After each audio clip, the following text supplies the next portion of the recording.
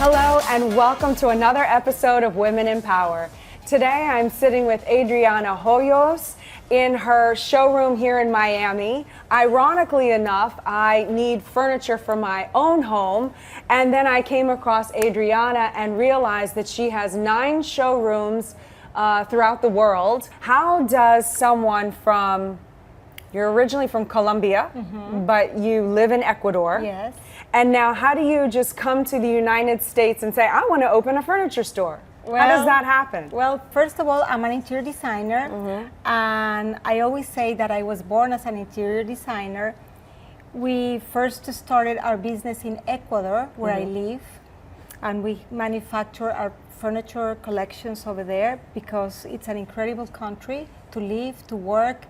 The natural resources are incredible, and the human resources, the labor, that's how we started the industry. You know. Is this sofa built in Ecuador? Everything is made so in if Ecuador. I order my sofa, it's going to get built in Ecuador and shipped here? With the beautiful hands, and Okay. I love The when I Ecuadorians. read the name of the program, Empower Women.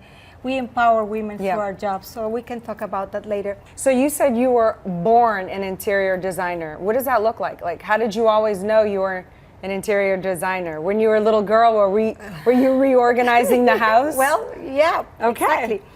So let's say I think that's a gift.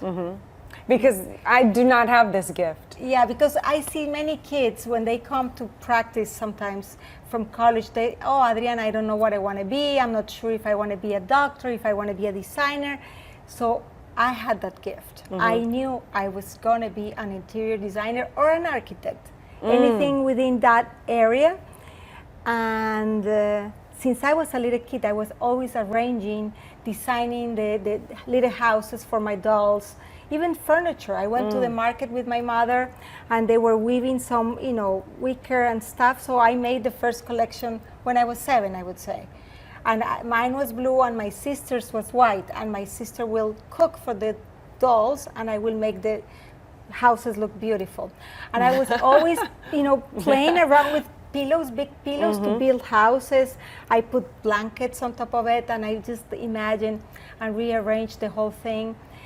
And those experiences in life, they're like the spark of this career. So what is the most challenging thing that you would say, or obstacle you had to overcome in order to be such a success?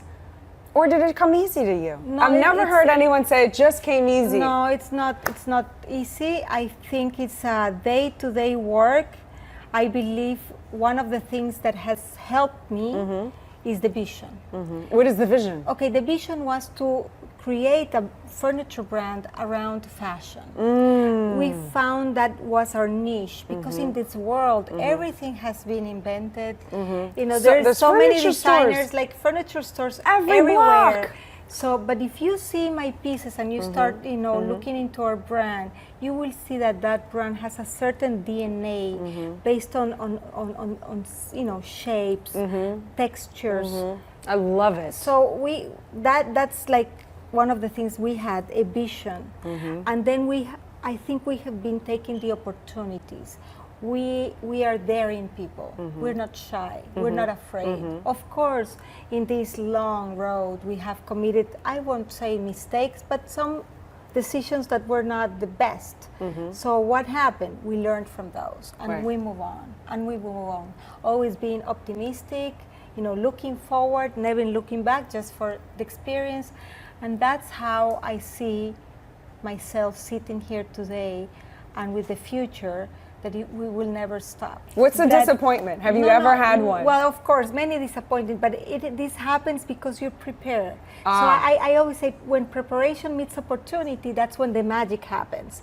So I think through our life, our process of designing the furniture, making it steady enough to be on a cruise ship or on a hotel or in your home and be comfortable and cozy. So that preparation met the opportunity, and now the magic is going to happen. We are meeting these people and we're showing them, new stuff. I'm a designer as well, so I see what's on the marketplace, and we have to be different. We have to show things that are, unique. So what would you say to Like, let's say, your 20-year-old self. Were you confident at 20, first of all? Did you know where you wanted to, did you think you could do it? Or was there ever a time when you lacked confidence? No. Never. I am very confident, maybe too confident. Always. No, never too confident. Yeah. And then I always, well, I'm obviously I speak Spanish as my first language, so I always say I have a good nose. So you never doubted yourself? No, and when I take a decision. You're my first. Yeah, but when we take a decision, sometimes it's by just gut feeling. I'm like, I think that's going to work. And now we are a bigger company, so we have the marketing people saying, no, we have to do a study. I'm like, okay, do whatever study you want, but sometimes my just gut feeling, that. Is that what you would say has guided you? Like, if you were going to tell your 20-year-old self something, would you say, stick with your gut, it pays off? I would go back and do the same. Same thing. Exactly. If there was, and I know there are many women out there who want to become entrepreneurial, don't know where to start, don't have the confidence that you have, what advice would you say to them? So trust on yourselves, be yourselves, be original, try to find something around you that excites you, because that to me is the most important part of being successful, that you enjoy what you do. That was another episode of Women in Power.